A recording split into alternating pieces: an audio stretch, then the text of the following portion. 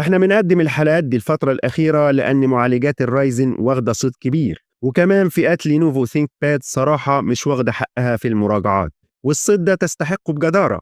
لو حضرتك متابع القناة هتعرف إن واحد من مشجعي فريق الرايزن ده طبعا بسبب السرعات العالية والسعر الاقتصادي مقابل نفس السرعات في معالجات انتل. اللابتوب بتاعنا النهاردة فئة ثينك باد، ده معناه إنه أفضل أسعار هتقابلها مقابل قيمة عالية. كلامنا لو قارنت نفس الإمكانيات الداخلية بأي لابتوب تاني. اللاب بتاعنا النهاردة ما يختلفش كتير عن تصميم أي لابتوب ثينك باد.